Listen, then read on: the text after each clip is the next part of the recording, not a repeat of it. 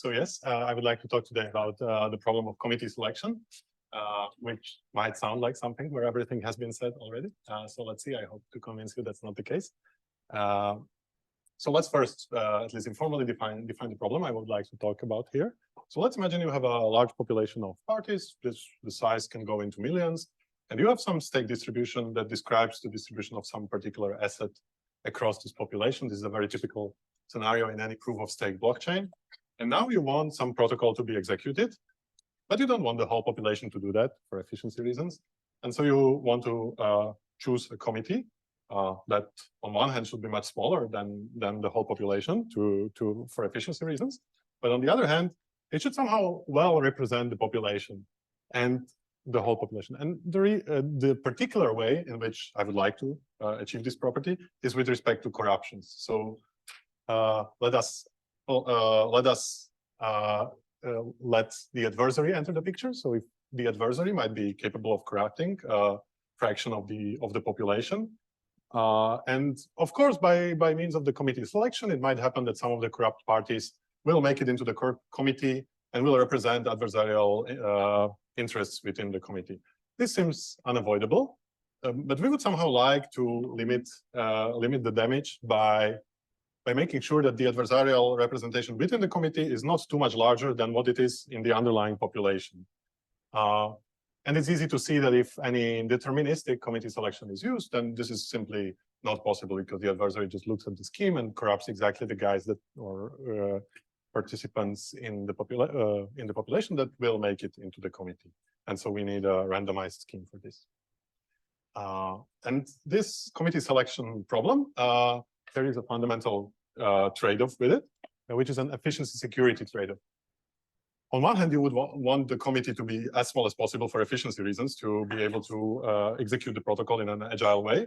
On the other hand, there is also a pressure towards making the committee larger, because it turns out that with typical with typical randomized approaches to the committee selection, the larger the committee is, the more unlikely it is that the adversary will get some disproportionate overrepresentation on the committee. And this trade-off is typically addressed in practice by simply using the smallest committee at the size of which is chosen at design time that provides an acceptable error probability under some assumption of corruption on the underlying population. And so with this, I can tell you what our work is about. So our goal is to provide better methods for committee selection. In particular, we define somewhat more formally than what I told you, what a committee selection scheme is. And then we introduce a class of committee selection schemes that we call Fait Accompli, which we then analyze both theoretically, where we provide asymptotic bounds showing better size security trade-offs, but also concretely evaluating them on existing stake distributions of running proof of stake blockchains and showing orders of magnitude improvement compared to standard methods. So before showing you how we do all this, let me try to convince you that that committee selection matters by illustrating some of its applications. Clearly, the prime application that comes to mind is within as a building block of an iterated BFT style consensus protocol, where there is a proof of stake chain that carries a stake distribution in the ledger that it maintains, and also is capable of producing randomness. And this is simply input into a committee selection scheme that elects a committee that then extends and maintains the ledger itself. But there is also a second class of applications where one can imagine committee-run layer 2 protocols, which might be where the committee is elected exactly in the same way as before, but now the job of the committee is to run an additional functionality on top of the blockchain, like running a secondary blockchain or a bridge to another blockchain, maybe a state channel, or provide Oracle services to smart contracts on the chain. And if the committee is selected in this particular way, then the security of this layer 2 functionality can be argued simply based on the honest majority type of assumption that is underlying the POS blockchain itself. So there's no further assumptions, and that's something that is clearly desirable. yeah, so. Okay, so let's take a look at how we define committee selection.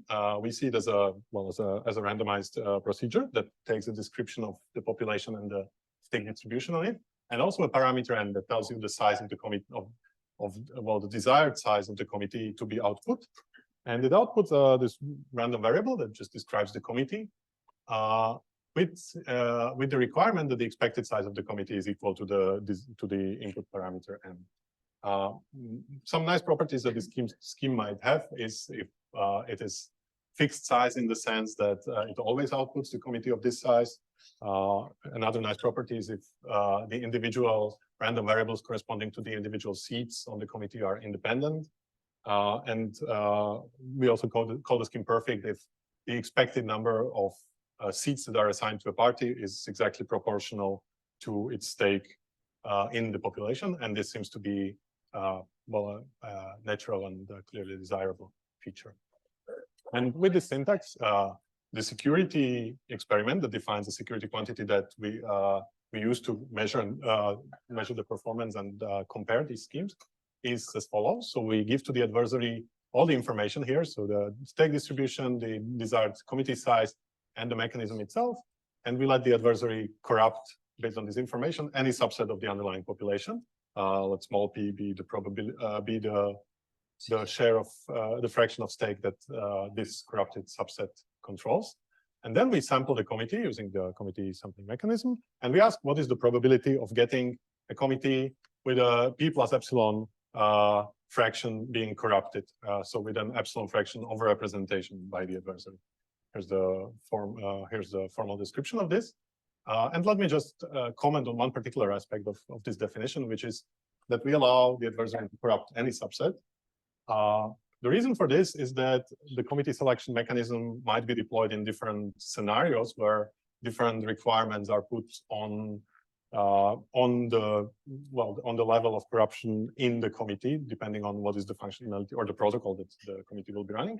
And then this error function upper bounds the failure in all such deployments, and is also technically easier to work with. So this is the definition. Let me quickly mention two standard ways to approach this problem. The first one is what I will call IID sampling, which is the easiest thing you can come up with, and that's pretty standard. You just independently sample for each seat on the committee. You sample a member from the stake distribution. That's very easy and a generic solution that has all the nice properties I mentioned. The only downside is that the error function as defined for this scheme asymptotically is close to e to the -2 n epsilon squared, where n is the committee size and epsilon is the overrepresentation fraction desired by the adversary. And I show you some concrete values here to appreciate that even for committee sizes that are kind of on the border of practicality, the error terms are not too reassuring for long-term deployment.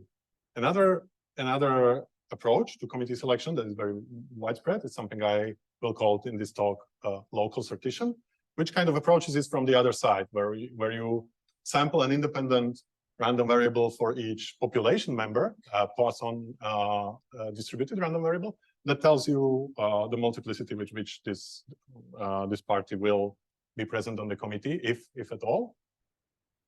The advantage of this is that a standard implementation of it via VRFs is a way to achieve private and publicly verifiable sortition, which helps with adaptive security, and is also a perfect scheme in the sense I told you about. But a minor downside is that it does not produce fixed-sized committees, and perhaps more concerning is that its size security trade-off is even slightly worse.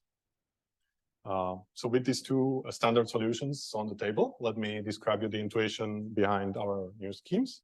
The main idea is that we try to assign some of the committee seats deterministically to decrease the variance of the adversarial presence on the committee.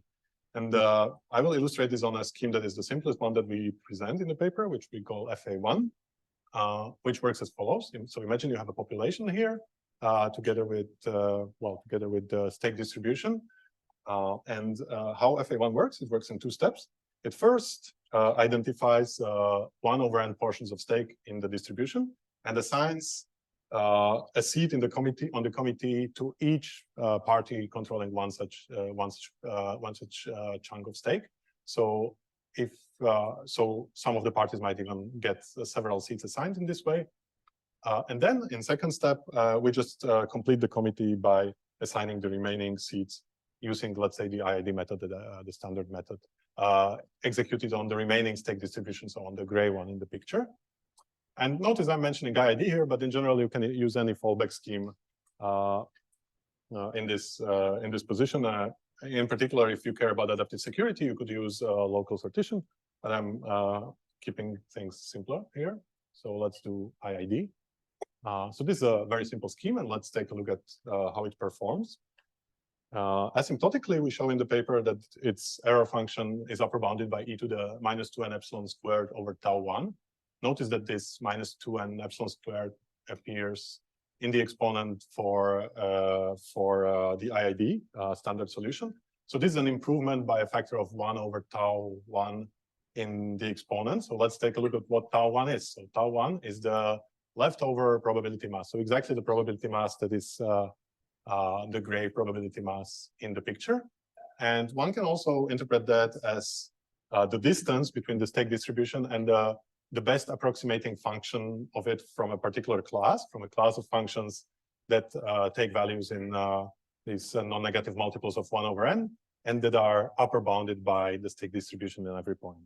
But that's just a complicated way to describe, well, this purple function that I'm showing you in the slide. And so tau1 is the distance between that and the stake distribution itself. But it will be convenient to have this description for later. So this is an asymptotic statement, but maybe it's more convincing to look at concrete performance. So we've evaluated FA1 for the Ethereum stake distribution with epsilon. Recall that's the overrepresentation that the adversary needs to achieve to declare a success, epsilon being 10%. And this plot shows you that, well, where on the x-axis you have the size of the committee, on the y-axis you have the error function. It shows you that, well, FA1 performs significantly better than IID, which is kind of like a benchmark.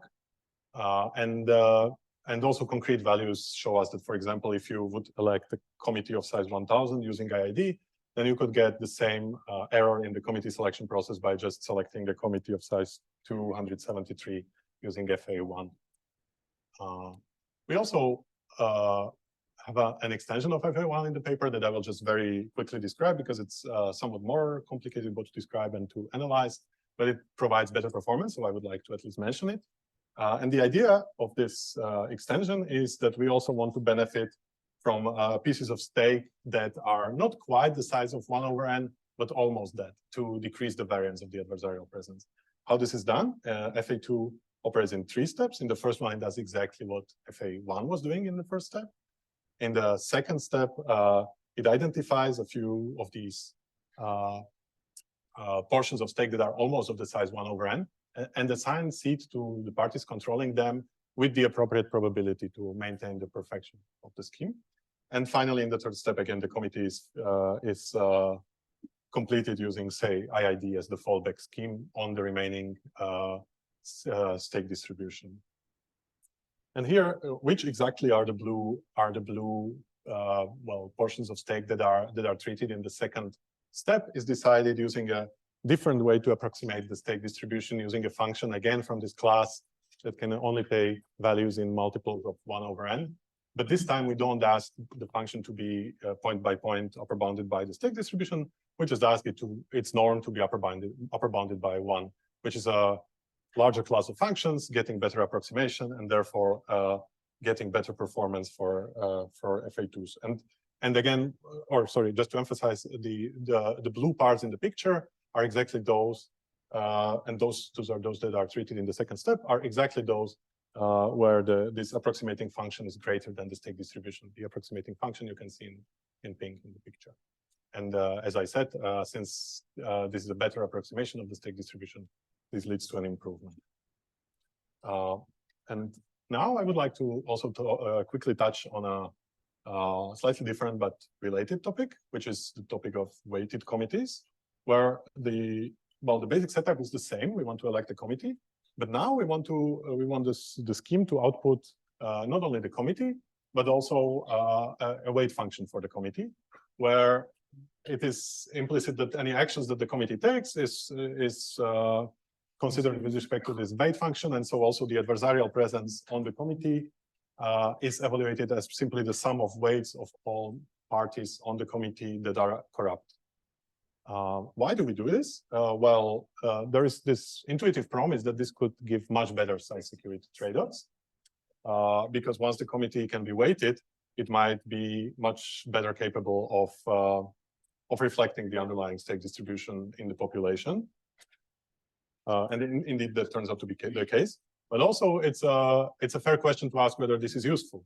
And the answer is that, well, these weighted committees, whether they are useful, that depends on the job that the committee is supposed to perform.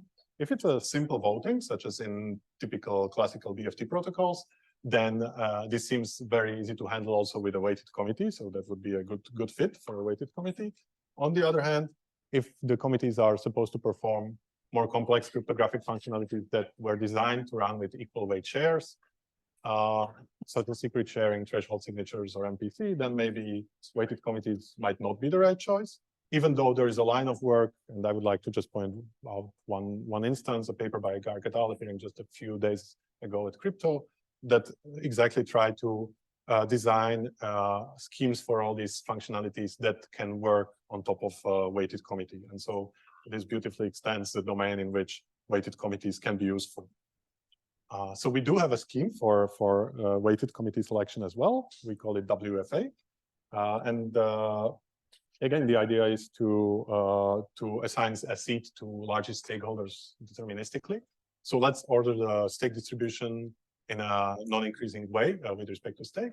And then up to some threshold, we take a prefix of this ordering, and to all those parties, we assign a seat on the committee with weight that is proportional to their stake in the, well, that is equal to the normalized stake in the stake distribution that they possess.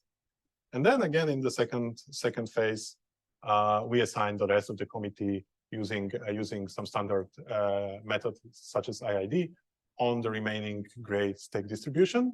And the weight we assign to these seats is simply a uniform share of what remains to be assigned to complete the committee to total weight 1.